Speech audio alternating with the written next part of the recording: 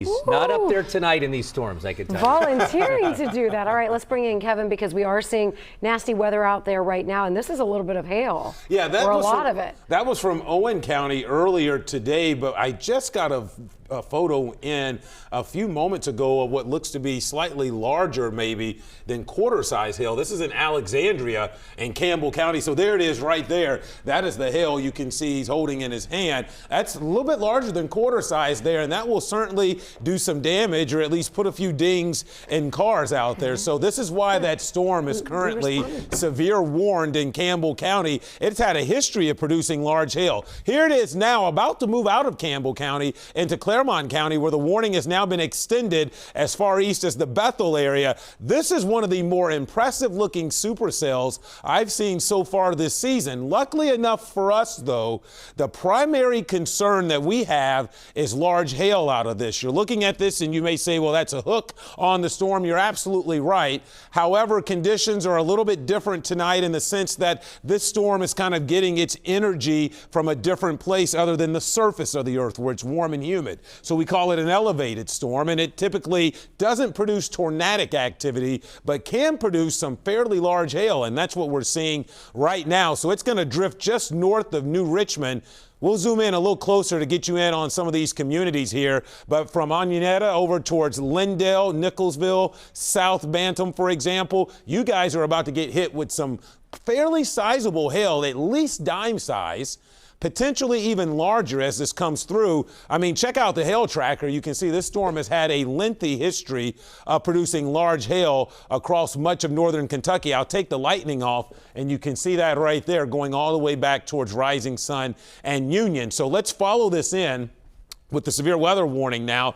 And again, that hail core basically moving through Blairsville towards Lindale, Whitsey, South Bantam, the Nicholsville area. As you can see, that's what's highlighted in the polygon for a severe thunderstorm warning. So quarter-size hail possible out of this impressive supercell that has worked its way across northern Kentucky this evening. We've had some other reports of hail around the metro, but not nearly as large. And in general, as we were saying, I don't expect a lot of storms tonight, but the one or two that do develop could be severe. So once this moves out, it should be quiet the rest of the night in terms of any thunderstorm activity. But we're not done for the week. Thunderstorms are back on the table again tomorrow, in which likely some of them will be strong to severe again. And tomorrow, unlike tonight, all hazards will be out there. Damaging winds, hail, and I can't rule out a few tornadoes either tomorrow. So temperatures tonight are very warm and muggy. In fact, the trigger for these storms is the warm front that's lifting across the area. Temperatures won't drop much here tonight. So as we look southeast, we may actually still catch some of that lightning as that storm moves out of Campbell County. We're at 66 right now. Our winds have come around to the southeast, and after getting a little break from the humidity earlier today, it's a lot muggier out. So here's Futurecast. Notice 12:30, 1 o'clock, I think things are relatively quiet, and you'll sleep good tonight without any real concerns for the weather. Tomorrow morning starts quiet. There could be a stray shower early in the day, but I'm really eyeing the afternoon and evening, anytime from probably around noon through about 6 or 7.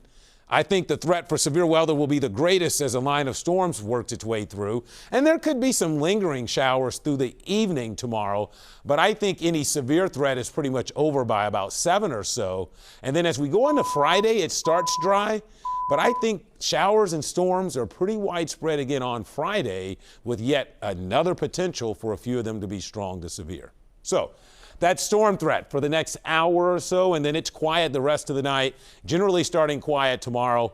We've talked a lot about now, but the weekend, though, unfortunately, instead of cool and dry, I have rain chances in there Friday, Saturday, and even Sunday.